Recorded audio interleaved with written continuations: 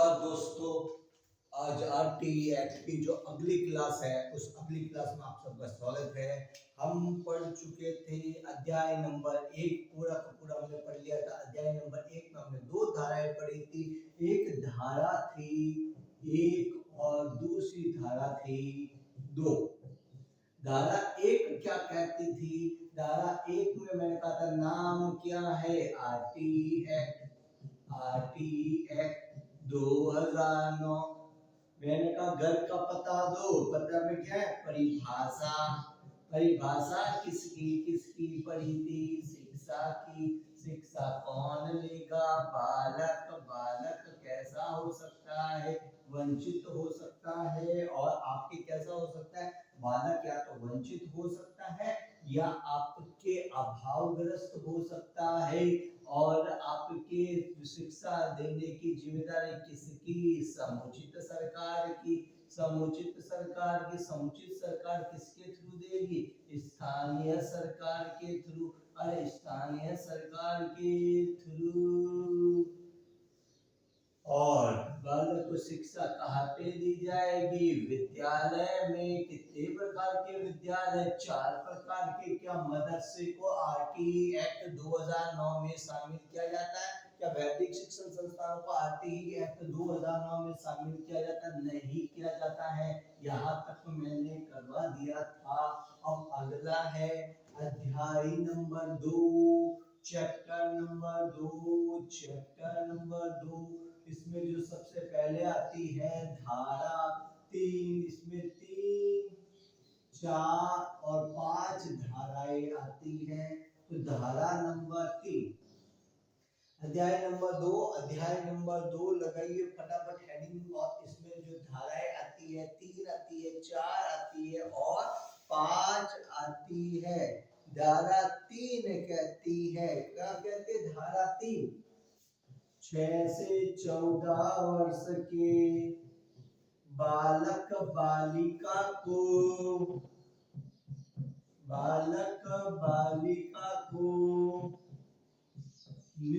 प्रारंभिक शिक्षा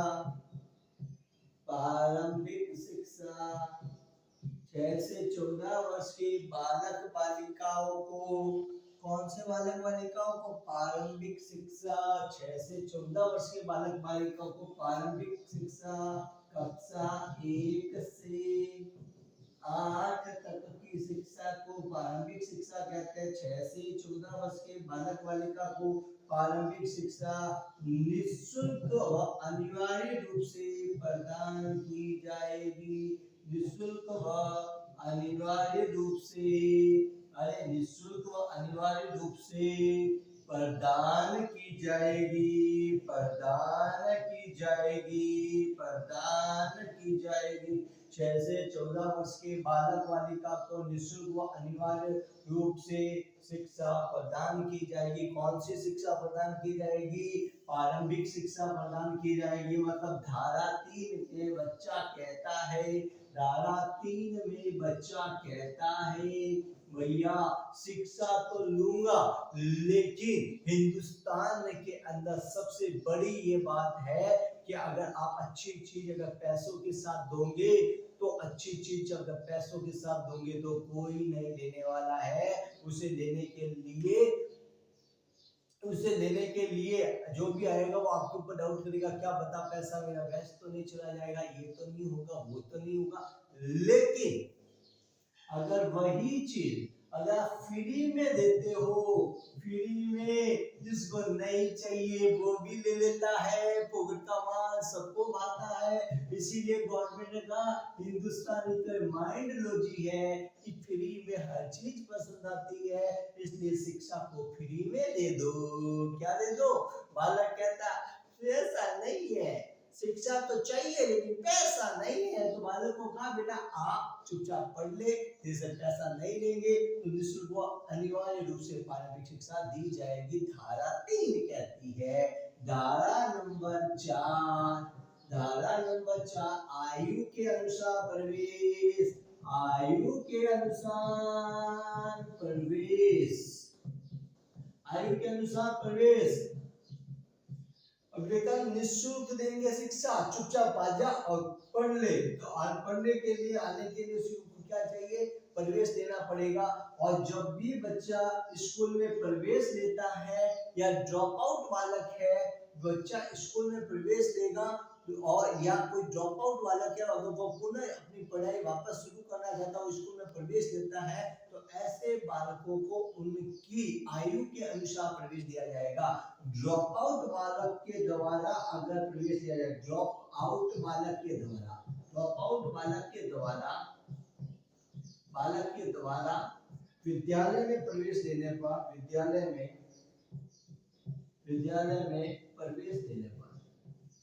प्रवेश लेने पर उसे आयु के अनुसार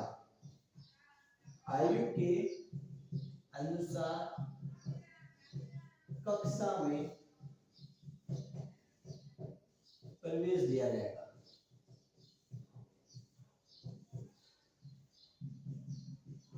सीधी सी बात है, बच्चा कैसा है, बच्चा ड्रॉप आउट बालक है, पहले उसने पढ़ाई किसी कारणवश से छोड़ दी। सपोज ये बालक आया, ये 12 साल का है, कितने साल की इसकी आयु, ये 12 इयर्स का है। अब 12 साल का तो इसको कौन सी कक्षा में प्रवेश देंगे। अब ये निकालना मैं बताता हूँ कि कौन से बच्चे को कौन सी आयु पर कौन सी क्लास में प्रवेश दिया जाता है। मैंने कहा आयु के अनुसार, तो एक साइड में लिख दो आयु और एक साइड में लिख दो कक्षा, एक साइड में लिख दो आयु, एक साइड में लिख दो कक्षा। याद रखना 5 घटाते जाओ कक्षा आ जाएगी। जैसे 6 है, मैंने कहा 6 में से 5 घटाएंगे तो क्या आ जाएगी, पहली क्लास। 7 में से 5 घटाओगे तो दूसरी, 8 में से 5 घटाओगे तो तीसरी, 9 में से 5 घटाओगे तो चौथी, 10 में से 5 घटाओगे तो पांचवी, 11 में से 5 घटाओगे तो छठी, 12 में से 5 घटाओगे तो सातवीं, और 13 में से 5 घटाओगे तो आठवीं, और 14 में से अब 5 नहीं घटाना। मैंने कहा कक्षा 1 से 8 तक की शिक्षा की बात करता है आरटीई एक्ट, प्रारंभिक शिक्षा की बात करता है, प्रारंभिक शिक्षा की बात करता है। तो क्या ये कक्षा 8 से आगे जा सकता है क्या, नहीं। तो 14 साल का बच्चा आएगा तो भी 8वीं में होगा, तो भी कौन सी क्लास में बैठाएंगे, 8वीं के अंदर बैठाएंगे, तो भी 8वीं के अंदर बैठाएंगे। और ऐसा सवाल आ रखा है कक्षा 12 के नहीं 12 वर्ष के बच्चे को, 12 वर्ष के बच्चे को आयु के अनुसार कौन सी कक्षा में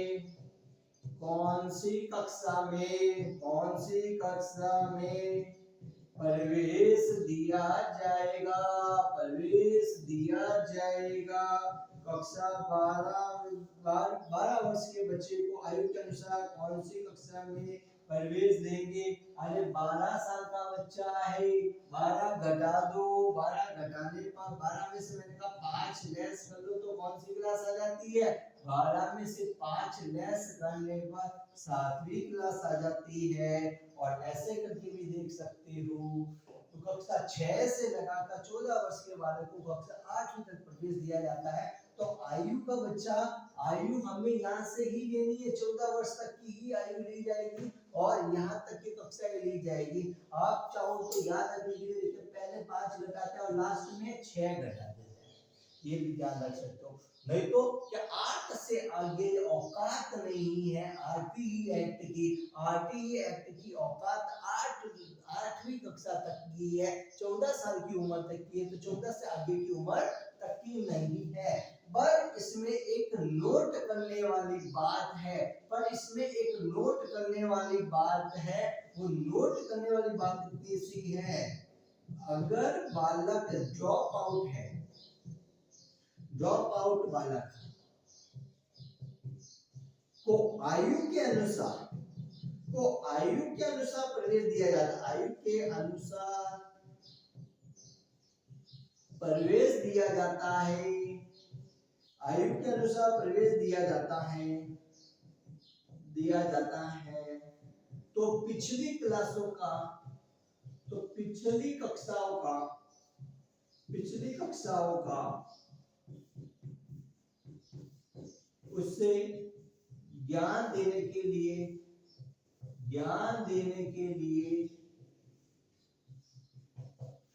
सरकार एक 6 माह का ब्रिज कोर्स चलाएगी।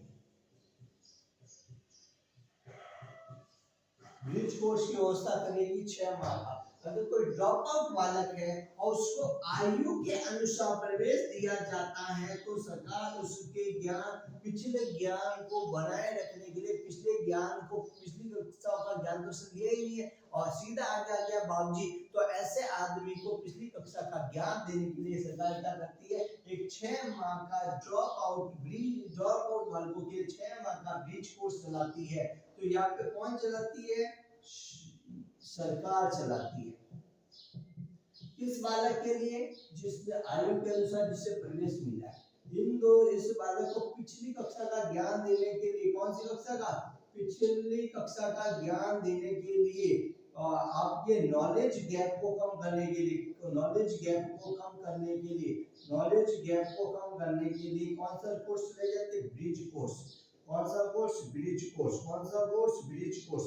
कितने महीने का होता है, 6 माह का। कौन चलाती है, सरकार चलाती है। क्या काम करने के लिए, जो नॉलेज गैप हो रखा है, जो पिछली कक्षा का जो ज्ञान में जो आपके अंतराल आ रखा है, उस ज्ञान के अंतराल को दूर करने के लिए 6 माह के ब्रिज कोर्स की व्यवस्था करेगी सरकार। और कौन सी सरकार करेगी, विज्ञान ब्रिज कोर्स की व्यवस्था करने की जिम्मेदारी भी समुचित सरकार की रहेगी। धारा 4 कहती है, पहले कहता भैया भैया बोलने जो स्कूल में नहीं जाऊं तो क्या भैया फ्री में पढ़ ले, तो मुंह तो क्या आ गया स्कूल में आते क्या भैया प्रवेश दे दो मास्टर जी। तो मास्टर जी का आयु के अनुसार प्रवेश मिलेगा। किसके अनुसार प्रवेश मिलेगा, आयु के अनुसार प्रवेश मिलेगा। धारा 5 टीसी मांगने पर टीसी देना।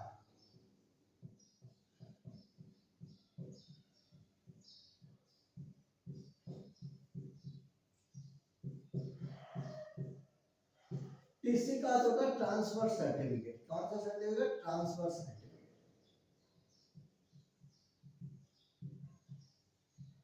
जिसको हम हिंदी में कहते हैं टीसी, समझिए ना, टीसी। बालक के द्वारा टीसी मांगी जाती है तो बालक को टीसी दी जाएगी। टीसी मांगने पर स्कूल से अगर बालक के द्वारा टीसी मांगी जाती है तो वो टीसी विद्यालय के अध्यापक के द्वारा प्रदान की जाएगी। टीसी को रोका नहीं जाएगा। अगर टीसी को रोका जाता है या टीसी देने से इनकार किया जाता है, इनकार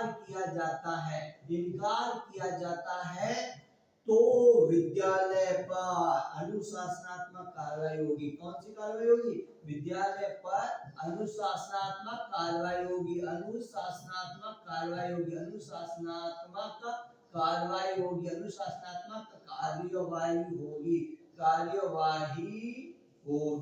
कार्यवाही होगी।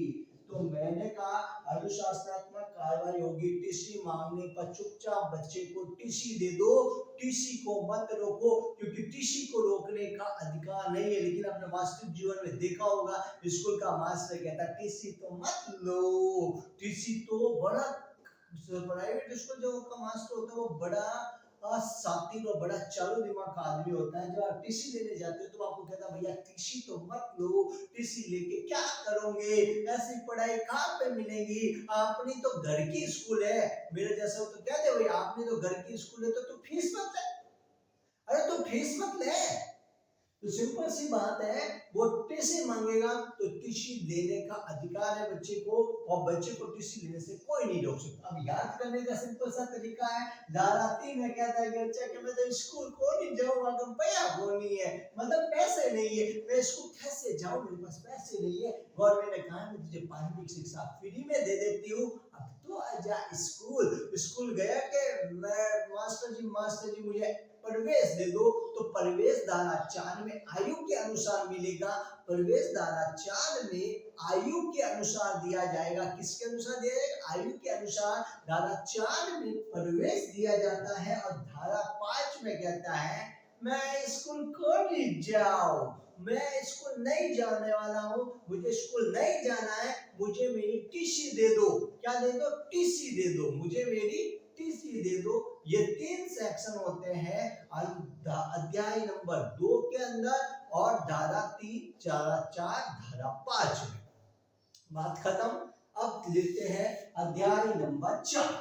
अब लेते हैं अध्याय नंबर 4। आई होप ये याद भी हो गया होगा। अब याद भी साथ साथ में करना है। अध्याय नंबर 3, अध्याय नंबर 4 नहीं, अध्याय नंबर 3, अध्याय नंबर 3।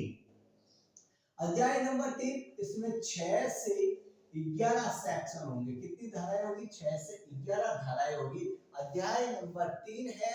अध्याय नंबर 3 में आपके कितनी धाराएं होगी? 6 से 11 धाराएं हैं। कौन कितनी धाराएं? 6 से 11 धाराएं हैं। और 6 से 11 धाराएं हैं। इसका नाम क्या है? समुचित सरकार, स्थानीय सरकार और किसके? माता पिता के कर्तव्य। किसके कर्तव्य? समुचित सरकार, समुचित सरकार, स्थानीय सरकार और माता पिता के कर्तव्य।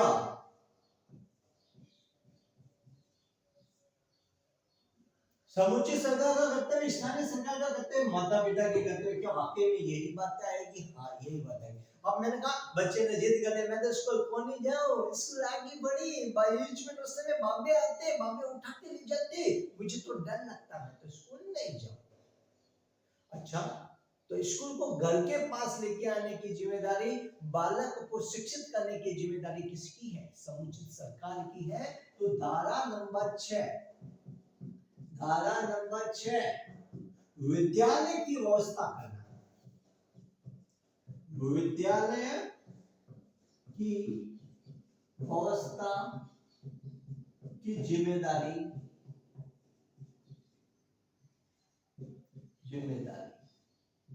विद्यालय की व्यवस्था की जिम्मेदारी, विद्यालय की व्यवस्था की जिम्मेदारी आपके समुचित सरकार व स्थानीय सरकार की। किसकी है? विद्यालय की व्यवस्था की जिम्मेदारी समुचित सरकार व स्थानीय सरकार की है। विद्यालय की व्यवस्था की जिम्मेदारी किसकी है? समुचित सरकार व स्थानीय सरकार की है। और समुचित सरकार और स्थानीय सरकार के द्वारा मिलकर क्या किया जाता है? विद्यालय का निर्माण किया जाएगा। किसका निर्माण किया जाएगा? विद्यालय का निर्माण किया जाएगा। किसका निर्माण किया जाएगा? विद्यालय का निर्माण किया जाएगा। विद्यालय का निर्माण किया जाएगा। कौन से विद्यालय का? मैंने कहा आरटीई एक्ट बात करता है प्रारंभिक विद्यालय का, प्रारंभिक विद्यालय का। और ये जो प्रारंभिक विद्यालय होंगे इसे 2 भागों में बांटा जाता है। कितने भागों में बांटा जाता है? ये 2 भागों में। एक तो होता प्राथमिक विद्यालय, एक होता उच्च प्राथमिक विद्यालय। एक होता प्राथमिक विद्यालय। कौन सा विद्यालय? प्राथमिक विद्यालय। और दूसरा कौन सा होता है भाई? उच्च प्राथमिक विद्यालय। कौन सा होता है? उच्च प्राथमिक विद्यालय। उच्च प्राथमिक विद्यालय, एक होता प्राथमिक विद्यालय, एक होता उच्च प्राथमिक विद्यालय। Upper primary school, upper primary school और प्राइमरी स्कूल, ये कक्षा 1 से 5 तक का होता है। ये कक्षा 6 से 8 तक का होती है। ये कक्षा 1 से 5 तक का होता है, ये कक्षा 6 से 8 तक का होता है। जो प्रारंभिक विद्यालय है, समुचित सरकार प्रत्येक 1 किलोमीटर के दायरे में, प्रारंभिक बच्चा कहता है स्कूल आती है, स्कूल नहीं जाता, उसके घर के पास बना दी। बच्चे प्रत्येक 1 किलोमीटर के दायरे में एक प्राथमिक विद्यालय होगा। कितने किलोमीटर के दायरे में? प्रत्येक 1 किलोमीटर के दायरे में, 1 किलोमीटर के दायरे में, 1 किलोमीटर के दायरे में प्राथमिक विद्यालय होगा। कितने किलोमीटर के दायरे? प्रत्येक 1 किलोमीटर के दायरे में, अरे प्रत्येक 1 किलोमीटर के दायरे में एक प्राथमिक विद्यालय होगा। कौन सा विद्यालय होगा? प्राथमिक विद्यालय की व्यवस्था की जाएगी, प्राथमिक विद्यालय बनाया जाएगा। और प्रत्येक 3 किलोमीटर के दायरे में, प्रत्येक 3 किलोमीटर के दायरे में, 3 किलोमीटर के दायरे में एक उच्च प्राथमिक विद्यालय की व्यवस्था की जाएगी, उच्च प्राथमिक विद्यालय की व्यवस्था की जाएगी। ये कहाँ लिखा हुआ है? आरटीई एक्ट 2009 में लिखा हुआ है। कहाँ पे लिखा हुआ? आरटीई एक्ट 2009 में लिखा हुआ है।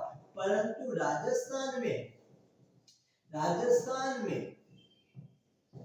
2 किलोमीटर के दायरे में है, 2 किलोमीटर के दायरे में राज्य सरकार विद्यालय की व्यवस्था करती है। कौन सी सरकार व्यवस्था कर रही है? 2 किलोमीटर के दायरे में राज्य सरकार व्यवस्था कर रही है, जबकि आरटीई एक्ट ये कहता है प्रत्येक 3 किलोमीटर के दायरे में ये किया जाएगा। तो विद्यालय की व्यवस्था की जिम्मेदारी किसकी है? समुचित सरकार और स्थानीय सरकार की है। स्थानीय सरकार की है, समुचित सरकार स्थानीय सरकार की है। तो विद्यालय का निर्माण किया जाएगा। प्रारंभिक विद्यालय जो प्राथमिक विद्यालय होता है, प्रत्येक 1 किलोमीटर के दायरे में विद्यालय की व्यवस्था की जाएगी, जबकि प्रत्येक 3 किलोमीटर के दायरे के अंदर आपके उच्च प्राथमिक विद्यालय की व्यवस्था की जाएगी। और राजस्थान के अंदर ये विद्यालय की व्यवस्था है 2 किलोमीटर के दायरे में। कौन से किलोमीटर के दायरे में? 2 किलोमीटर के दायरे में राजस्थान के अंदर है, जबकि आरटीई एक्ट 2009 कहता है 3 किलोमीटर के दायरे में उच्च प्राथमिक विद्यालय होना चाहिए। स्कूल को कहाँ ले गए? बिल्कुल बच्चे के पास ले गए। अब बच्चा ये कंधे ऊपर करके नहीं कह सकता है कि मास्टर जी स्कूल आगे है, मैं विद्यालय नहीं जाऊंगा, ये बात नहीं कह सकता है। इसलिए हमने ये काम इसमें कर दिया। तो यहाँ तक की कोई प्रॉब्लम है तो बताइए, यहाँ तक कोई प्रॉब्लम है तो बताइए। अब विद्यालय बनाने, विद्यालय का निर्माण किया जाएगा, विद्यालय का निर्माण किया जाएगा। अब स्कूल बनाना है, अरे स्कूल बनाना है, स्कूल बनाना है तो फोकट में नहीं होता, टका लगता है, टका पैसा लगता है भैया। तो दादा साल विद्यालय बनाने के लिए जो पैसा आएगा उसे कहते हैं वित्तीय अनुपात। वित्तीय अनुपात केंद्र और वित्तीय अनुपात, विद्यालय के संचालन के लिए जो वित्त पोषित होगा उसका वित्तीय अनुपात इस प्रकार होगा। इसमें एक हिस्सा केंद्र सरकार का होगा तो एक हिस्सा राज्य सरकार का होगा, एक हिस्सा केंद्र सरकार का होगा तो एक हिस्सा राज्य सरकार का होगा, एक हिस्सा केंद्र सरकार का होगा तो एक हिस्सा राज्य सरकार का होने वाला है। ये वित्तीय अनुपात की बात आती है। कौन से अनुपात की बात आती है?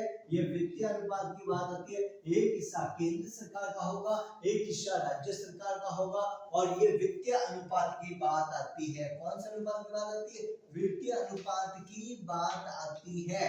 तो 11वीं पंचवर्षीय योजना में यह अनुपात, 11वीं पंचवर्षीय योजना में अनुपात, कोई आपसे पूछ ले 11वीं पंचवर्षीय योजना में अनुपात क्या था? पंचवर्षीय योजना में अनुपात, योजना में अनुपात 11वीं पंचवर्षीय योजना कौन सी थी? 2007 से 2012। 11वीं पंचवर्षीय योजना में एक कार्यक्रम चलाया गया था, राष्ट्रीय माध्यमिक शिक्षा अभियान, जिसे कहते हैं रमसा। उस रमसा कार्यक्रम के अंदर ये कौन सी थी?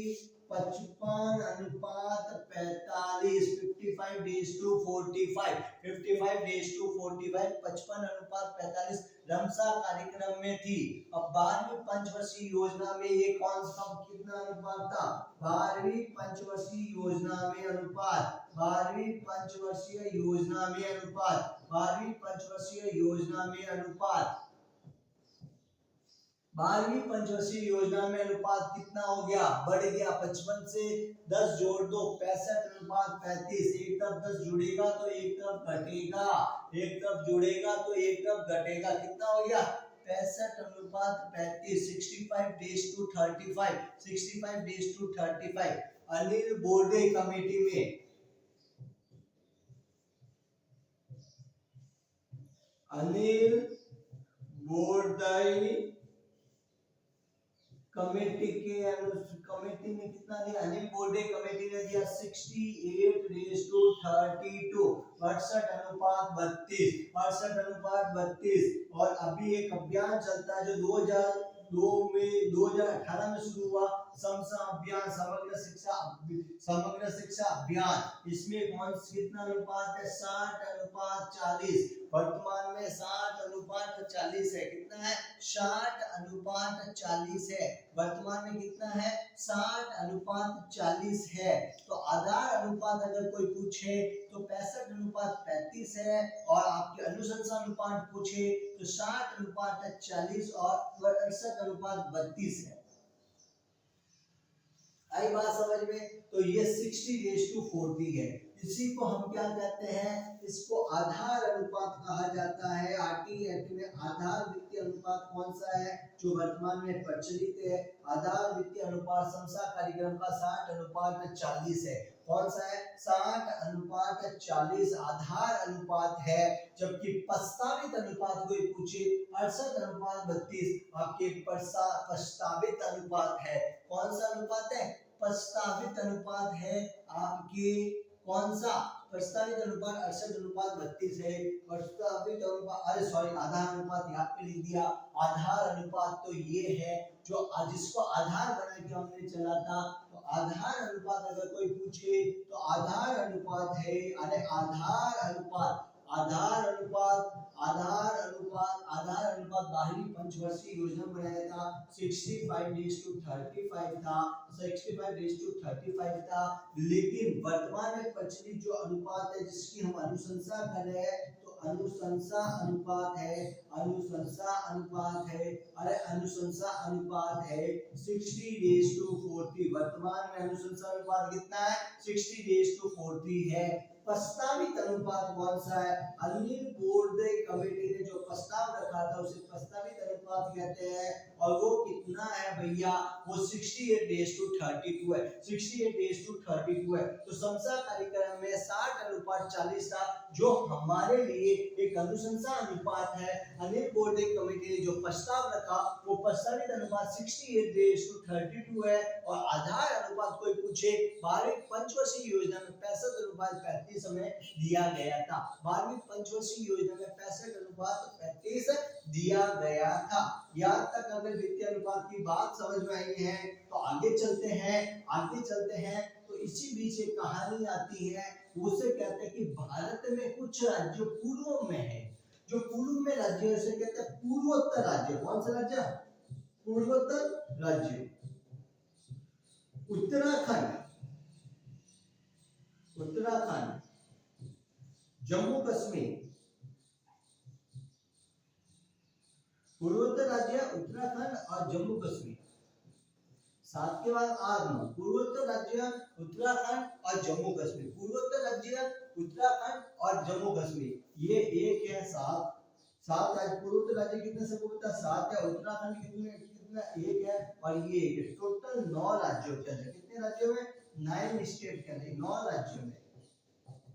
यह अनुपात कितना है? 90:10 है। पूर्वोत्तर राज्य उत्तराखंड और जम्मू एंड कश्मीर में जो आपके आरटीई एक्ट का जो आपके अनुशंसा का अनुपात है जिसके ऊपर काम हो रहा है वो 90:10 है। वो कौन सा है? 90:10 है। मतलब अगर 100 रुपए दे रहे हैं तो 100 में से 90 रुपए केंद्र सरकार देगी और 10 रुपए कौन देगी? राज्य सरकार देगी। और ऐसा देखे जाएगा अनुशंसा अनुपात है समसा कार्यक्रम की तो 60:40।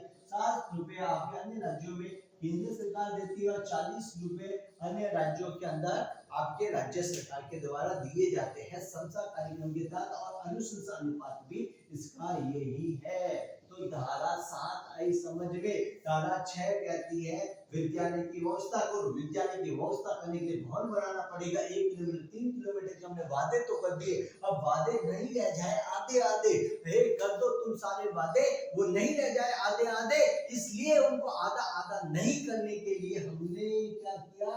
केंद्र और राज्य से पैसा लाना पड़ा। और विद्यालय बनाने में जो पैसा आया है वो आरटीई 40 एक्ट के अंदर अनुशंसा अनुपात जो समता कार्यक्रम के अंदर तय किया गया 60:40 है, 60:40 है और आपके 60:40 है। और उसके अलावा अगर हमें देखा जाए पूर्वोत्तर राज्यों की बात की जाए तो पूर्वोत्तर राज्यों के अंदर ये 90:10 है, 90:10 है। ये तो हुआ धारा 7। धारा 8 कहती है समुचित सरकार के कर्तव्य। किसके कर्तव्य? समुचित सरकार के कर्तव्य। समुचित सरकार के कर्तव्य। अच्छा, समुचित सरकार के कर्तव्य। समुचित सरकार के कर्तव्य तो मैं पहली बात ये पूछ रहा हूं, समुचित सरकार मतलब एप्रोप्रिएट गवर्नमेंट बराबर क्या होता है? केंद्र सरकार प्लस राज्य सरकार, state government, central government plus state government बराबर क्या होता है? समुचित सरकार होता है। सीजी का मतलब होता है सेंट्रल गवर्नमेंट, एसजी का मीनिंग है स्टेट गवर्नमेंट, एजी का मीनिंग है एप्रोप्रिएट गवर्नमेंट मतलब समुचित सरकार। समुचित सरकार के कर्तव्य क्या है? समुचित सरकार के कर्तव्य, समुचित सरकार का कर्तव्य क्या हुआ? मैंने अभी तो आपको थोड़ी देर पहले बताया, विद्यालय की व्यवस्था करना, विद्यालय की उपलब्धता कराने की जिम्मेदारी किसकी? समुचित सरकार की है। भवन की व्यवस्था करने की जिम्मेदारी किसकी?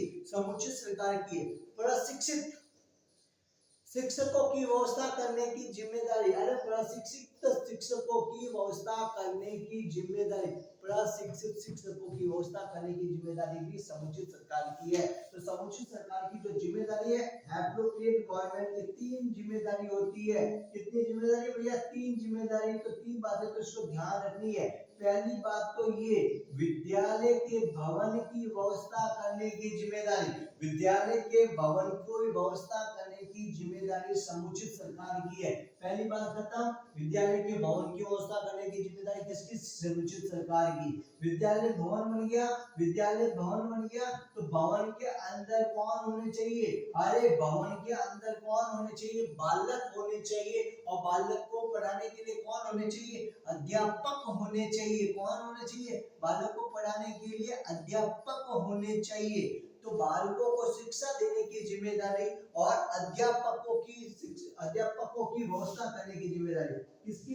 बालकों को शिक्षा देने की जिम्मेदारी, बालकों को शिक्षा देने की जिम्मेदारी और बालक को शिक्षा देने का काम कौन करता है? अध्यापक करता है। कौन करता है? अध्यापक, टीचर उपलब्ध करवाने की जिम्मेदारी, शिक्षक उपलब्ध करवाने की जिम्मेदारी। तो समुचित सरकार के 3 कर्तव्य है। विद्यालय भवन की व्यवस्था करने की जिम्मेदारी, विद्यालय भवन होगा तो आपको जाएगा कौन पढ़ने के लिए? बालक। बालकों को शिक्षा उपलब्ध करवाने की जिम्मेदारी और बालक को पढ़ाएगा कौन? शिक्षक। तो विद्यालय में शिक्षक को उपलब्ध करवाने की जिम्मेदारी समुचित सरकार की होगी। कौन सी सरकार की होगी? समुचित सरकार की होगी। धारा 9 में आ जाता है स्थानीय सरकार के कर्तव्य। कौन सी सरकार के कर्तव्य बेटा? स्थानीय सरकार के कर्तव्य। अरे स्थानीय सरकार के कर्तव्य, स्थानीय सरकार के कर्तव्य धारा 9 में आ जाते हैं। कौन सी 9 में आ जाते हैं? धारा 9 में आ जाते हैं स्थानीय सरकार के कर्तव्य। अब मैं हटा के ये ऊपर लिख के एक एक बात बता देता हूँ। स्थानीय सरकार क्या करेगी? अपने कर्तव्य का निर्वाह करने के लिए स्थानीय प्राधिकारियों की नियुक्ति करेगी और प्राधिकार जो वो अधिकारी है उन अधिकारियों को समझाना मुझे जरूरी है। तो धारा 9 स्थानीय सरकार के कर्तव्य। कौन से कर्तव्य? स्थानीय सरकार के कर्तव्य। स्थानीय सरकार या स्थानीय निकाय के जो कर्तव्य होते हैं वो, पहली बात तो ये देखो, जो आपके लोकल अथॉरिटी होती है, लोकल अथॉरिटी या लोकल गवर्नमेंट होती है, इसका पहला एक कर्तव्य होता है जो विद्यालय समुचित सरकार ने खोला है, विद्यालय की व्यवस्था करने की जिम्मेदारी। वो तो मैं पहले बता दिया, सबसे पहले इसका धारा 6 में बता दिया, व्यवस्था करने की जिम्मेदारी स्थानीय सरकार की। विद्यालय की व्यवस्था करने की जिम्मेदारी स्थानीय सरकार की है। विद्यालय का पर्यवेक्षण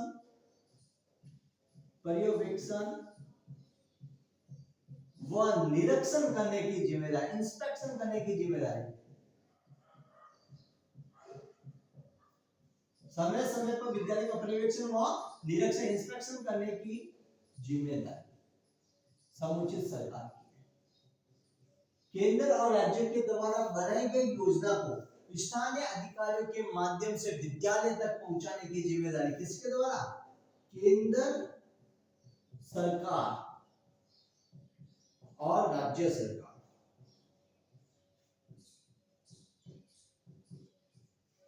ये दोनों क्या बनाती है? योजना बनाती है। बनाई गई योजना को, इन दोनों के द्वारा बनाई गई योजना को स्थानीय प्राधिकारियों के माध्यम से बनाई गई योजना को विद्यालय तक पहुंचाने के लिए, कहां तक पहुंचाने के लिए? विद्यालय तक पहुंचाने के लिए, विद्यालय तक पहुंचाने के लिए, विद्यालय तक पहुंचाने के लिए स्थानीय प्राधिकारियों को नियुक्त करने की जिम्मेदारी। विद्यालय तक पहुंचाने के लिए स्थानीय प्राधिकारियों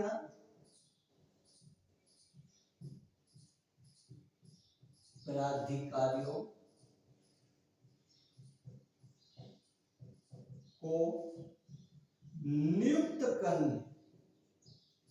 नियुक्त कर व्यवस्था को संचालित करने की जिम्मेदारी है। व्यवस्था को संचालित करने की जिम्मेदारी है।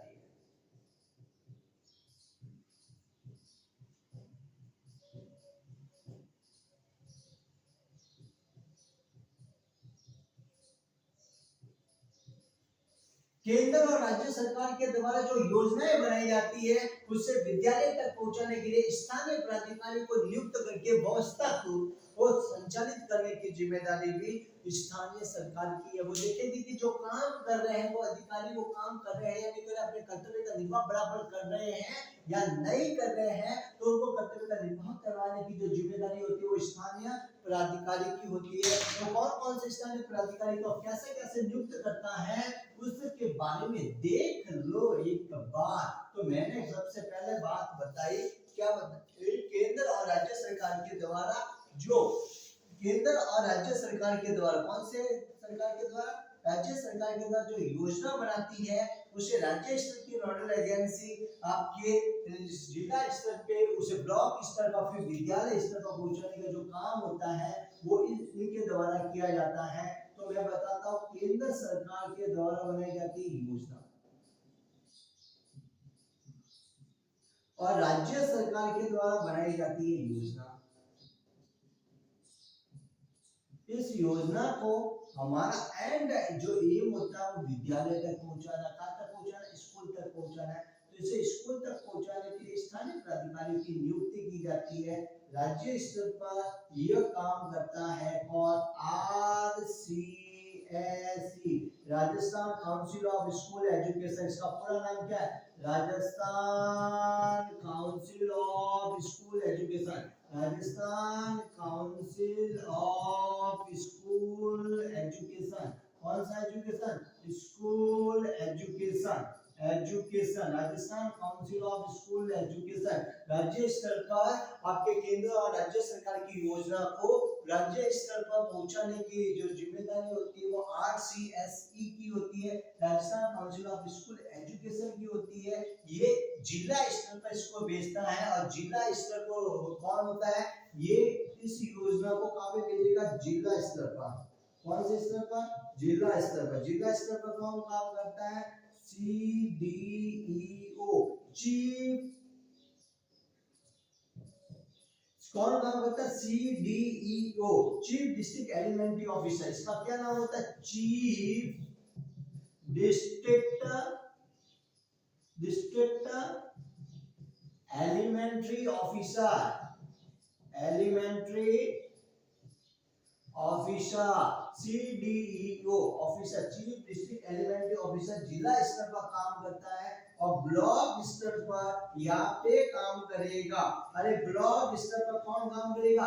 Chief block elementary education, elementary जो ऑफिसर होता है, चीफ डिस्ट्रिक्ट एजुकेशन ऑफिसर होता है, वो काम करता है। चीफ डिस्ट्रिक्ट एजुकेशन ऑफिसर काम करता है चीफ डिस्ट्रिक्ट एजुकेशन ऑफिसर। अरे एलिमेंट्री लिख दिया क्या? एलिमेंट्री नहीं होता भैया, एलिमेंट्री तो उस चीज का दिमाग में रहेगा होगा तो लिख दो।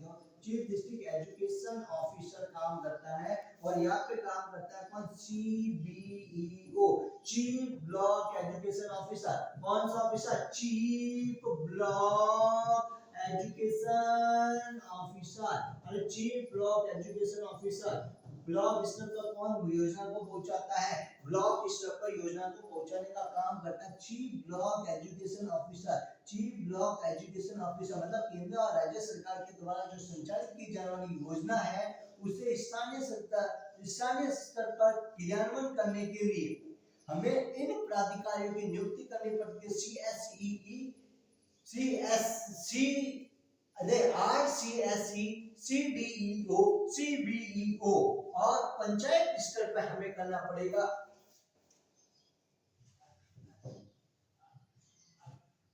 पंचायत स्तर PEO किसकी स्थापना करेंगे? Panchayat elementary education officer. Panchayat elementary education officer PEO की आगे आपने नाम भी सुना होगा, panchayat elementary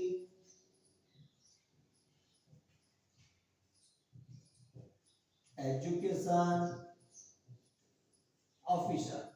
panchayat elementary education officer यहाँ से साला प्रधान के पास चली जाएगी और साला प्रधान उस योजना के हिसाब से कार्य करेगा। यहाँ से किसके पास चली जाती है योजना? विद्यालय स्तर पर आ जाएगा। विद्यालय स्तर पर, विद्यालय स्तर पर विद्यालय के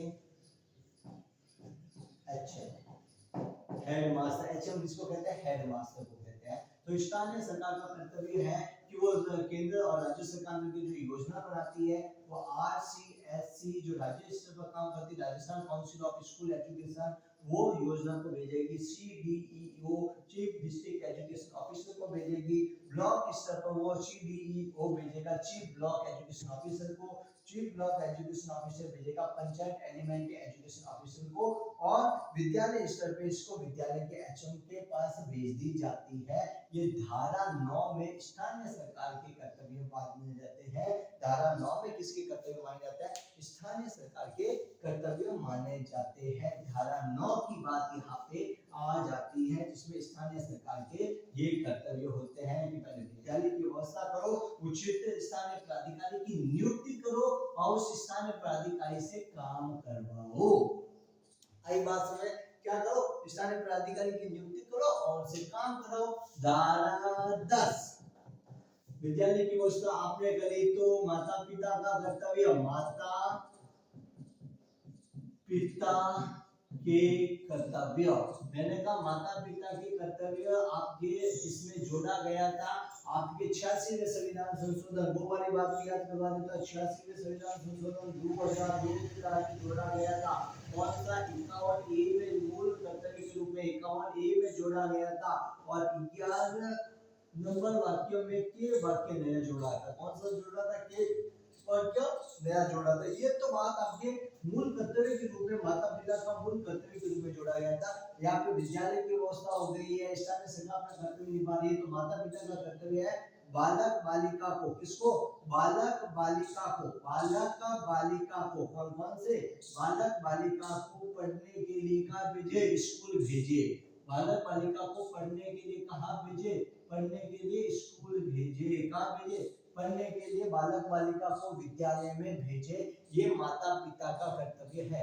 आपने स्कूल बना दी, आपने उनके घर के पास स्कूल बना दी, तो आप बालक बालिका की माता पिता का भी कर्तव्य है लपट मार के स्कूल भेजेंगे। बेटा स्कूल जा, रोज क्या कि मैं स्कूल नहीं जाऊँ, स्कूल नहीं जाऊँ, स्कूल नहीं जाऊँ, ऐसा करता रहता है। तो बालक बालिका को स्कूल भेजा तो यहाँ पे बालक कह देता है, यहाँ पे क्या से प्ले स्कूल आ जाती है। कौन सी आ जाती है? प्ले स्कूल, पूर्व प्राथमिक विद्यालय। पूर्व प्राथमिक विद्यालय धारा 11 कहते हैं पूर्व प्राथमिक विद्यालय। पूर्व प्राथमिक विद्यालय अर्थात पूर्व प्राथमिक विद्यालय जिसको मैं आपको नॉर्मल आजकल एक शब्द कहता है play school. Play school KG LKG ये कक्षा 1 से बात करते हैं। जो प्ले स्कूल होते हैं जो केजी एलकेजी यूकेजी की बात करते हैं। जो पूर्व प्राथमिक विद्यालय है कक्षा 3 से नहीं, पूर्व प्राथमिक विद्यालय जो 3 से 6 वर्ष के बालक बालिका को, 3 से 6 वर्ष के बालक बालिकाओं को आंगनवाड़ी के माध्यम से पूर्व प्राथमिक, आंगनवाड़ी के माध्यम से पूर्व प्राथमिक विद्यालय की व्यवस्था, आंगनवाड़ी के माध्यम से आंगनवाड़ी कक्षा 3 से 6 के बालक बालिकाओं को पढ़ाने के लिए आंगनवाड़ी के माध्यम से पूर्व प्राथमिक विद्यालय की व्यवस्था की गई है। कक्षा 3 से 6 वर्ष की आयु के बालक बालिका को आंगनवाड़ी के माध्यम से पढ़ाने के लिए पूर्व प्राथमिक विद्यालय की व्यवस्था की गई है। अब ये जो आप कह रहे हो कि 3 से 6 वर्ष की आयु के बालक बालिकाओं को पढ़ाने के लिए अलग है, उनके लिए अलग है, ये क्या मांजरा होता है? तो मैं वो चीज में आपको एक बार में समझा देता हूं, तो फिर आपको एक एक चीज आपको समझ में आ जाएगी। पहले क्या होता था और अभी वर्तमान में क्या हो रहा है वो सब बता देता हूं, ठीक है। विद्यालय देखो, आयु कितनी 3 से 6, इनके लिए जो विद्यालय होता है कक्षा आयु 3 से 6 वर्ष के जो बालक बालिकाओं के लिए जो विद्यालय है वो पूर्व प्राथमिक विद्यालय। कौन सा विद्यालय? पूर्व प्राथमिक विद्यालय। पूर्व प्राथमिक विद्यालय की शिक्षा किसके माध्यम से दी जाती है? आंगनवाड़ी के माध्यम से दी जाती थी। किसके माध्यम से दी जाती थी? आंगनवाड़ी के माध्यम।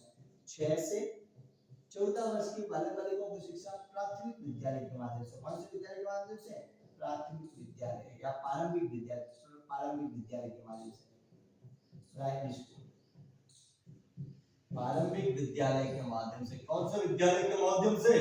प्रारंभिक विद्यालय के माध्यम से। और कक्षा 6 से 14 वर्ष के बालकों को प्रारंभिक विद्यालय के माध्यम से दी जाती थी और आपके 14 से 18 वर्ष के बालकों को माध्यमिक विद्यालय के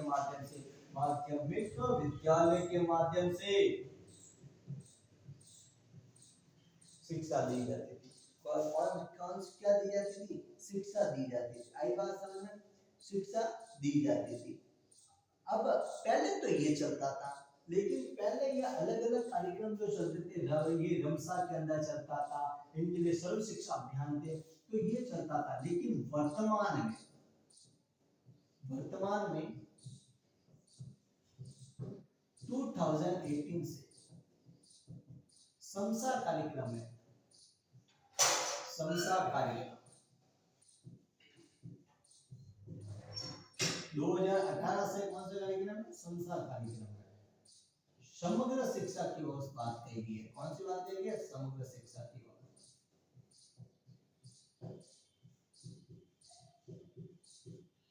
समग्र शिक्षा की बात की कक्षा 1 से 12 तक की बात कही गई है। कक्षा 1 से 12 तक की बात कही है। मतलब इन सबको खत्म कर दिया। इन सबको खत्म करके क्या कर दिया कि भैया अगर एजुकेशन एक है, शिक्षा एक है, तो विद्यालय अलग अलग है और अलग अलग शिक्षा के लिए अलग अलग कार्यक्रम है।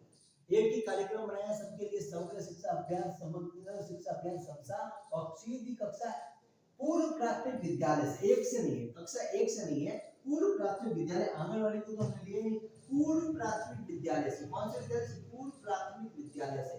पूर्व प्राथमिक विद्यालय से, पूर्व प्राथमिक कक्षा से, पूर्व प्राथमिक कक्षा से कक्षा 12 तक की बात कही। कक्षा 12 तक की बात कही।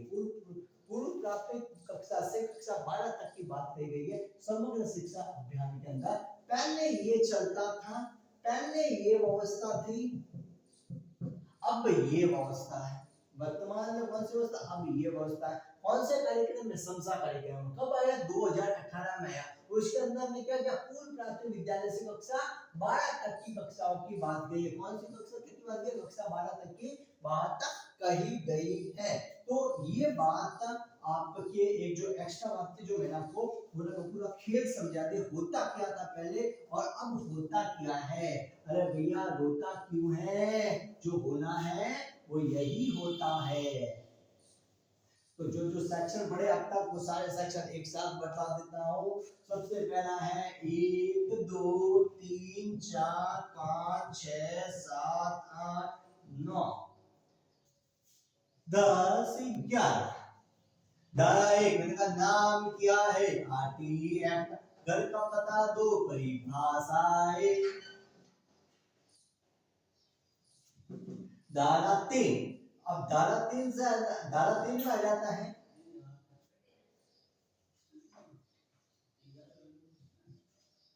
नाम क्या है? RTE act 2009।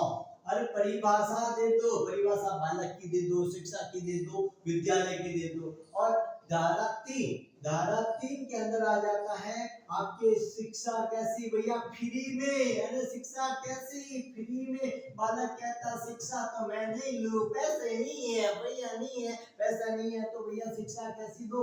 फ्री में दो। अच्छा स्कूल में गया तो प्रवेश कैसे? आयु के अनुसार प्रवेश। बच्चे का प्रवेश कैसे?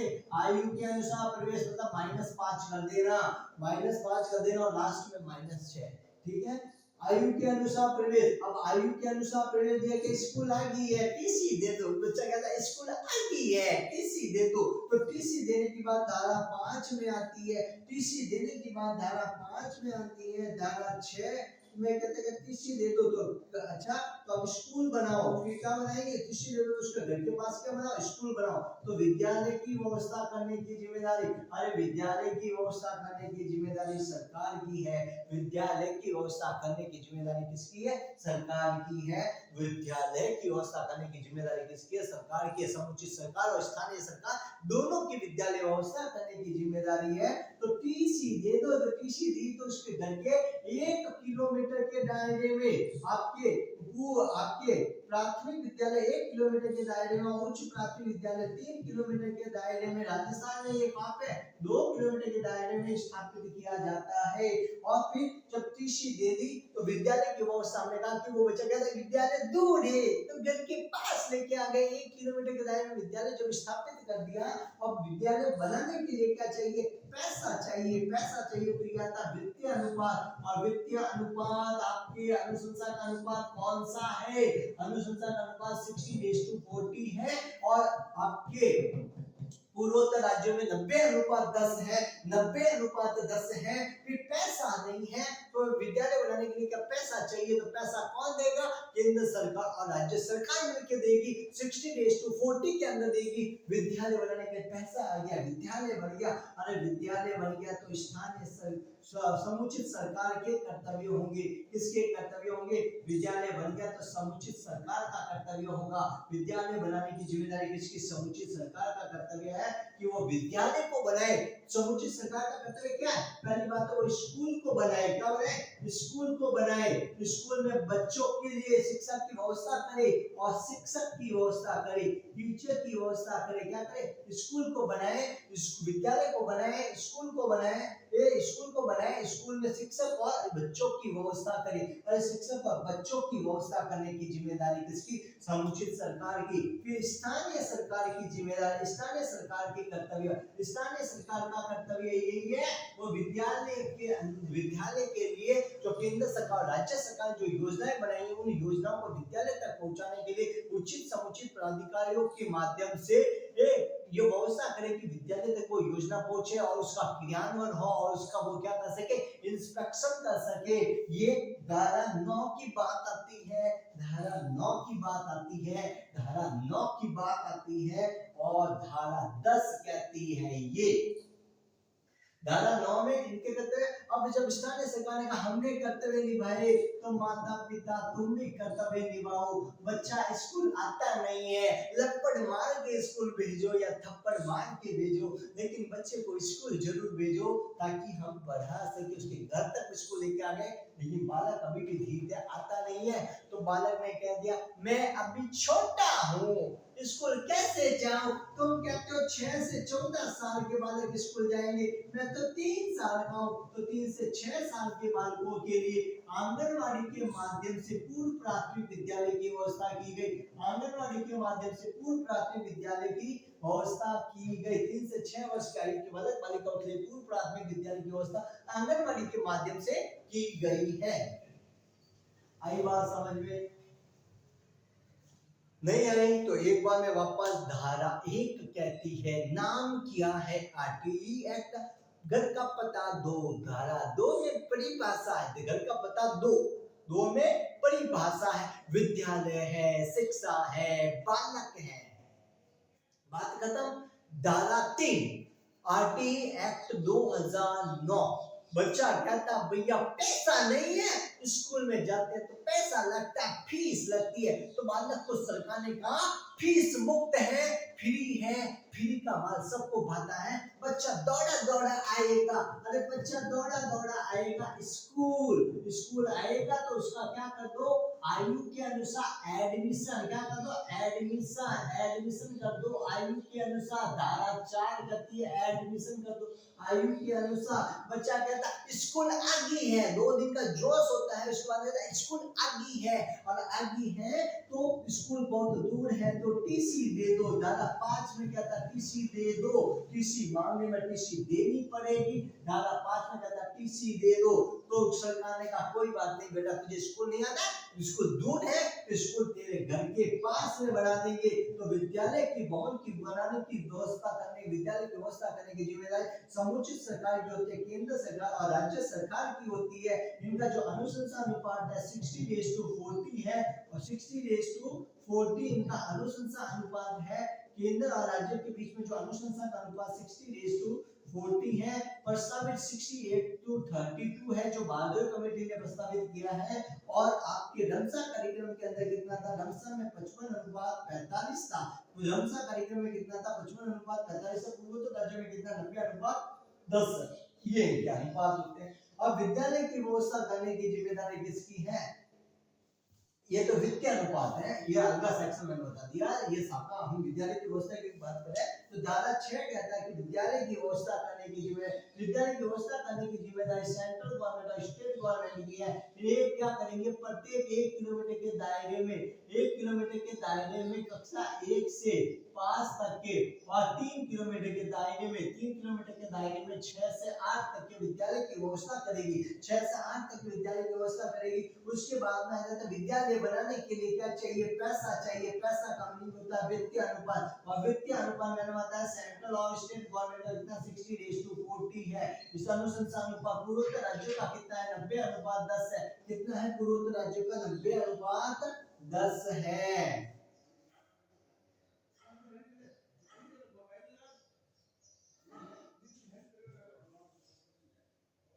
धारा 6, धारा 7, धारा 8 में आ जाता है स्थानीय सरकार के कर्तव्य। धारा 9 में आ जाता है माता पिता के, नहीं, धारा 8 के अंदर आ जाता है आपके पास समुचित सरकार के कर्तव्य। धारा 9 में आ जाता है स्थानीय सरकार के कर्तव्य। धारा 10 में आ जाता है माता पिता के कर्तव्य। और धारा 11 में बालक कहता है अभी मैं छोटा हूँ, विद्या। धारा 9 में स्थानीय सरकार कहती है कि बच्चे को माता पिता कहते हैं हमने विद्यालय बना दिया, आपने कहा घर के पास बनाओ, दूर है तो हमने घर के पास बना दिया, फिर भी बच्चा नहीं आता, बच्चा बड़ा शैतान है। तो माता पिता को कहते हैं आप बच्चे को भेजो। तो माता पिता ने क्या किया, लपड़ मार मार के बच्चे को भेजना शुरू किया। जब स्कूल आया बच्चा, स्कूल आते कहा अभी तो मैं छोटा हूँ, तुमने 6 से 14 साल के बच्चों की बात की है, अभी तो मैं 3 साल का हूँ। तो 3 से 6 साल के बच्चों के लिए पूर्व प्राथमिक विद्यालय की व्यवस्था समुचित सरकार करती है आंगनवाड़ी के माध्यम से। आंगनवाड़ी के माध्यम से धारा 11 ये कहती है, धारा 11 ये कहती है, धारा 11 ये कहती है। तो सारी की सारी जो बातें थी आपके अध्याय नंबर 2, अध्याय नंबर 1 और अध्याय नंबर 3 की कंप्लीट होती है। ठीक है भाई, अध्याय नंबर 3 तक की कंप्लीट होती है। अब जो अगला होगा वो अध्याय नंबर 4 होगा, तो हम नेक्स्ट सेक्शन के अंदर देखेंगे। तब तक लाइक से सब्सक्राइब।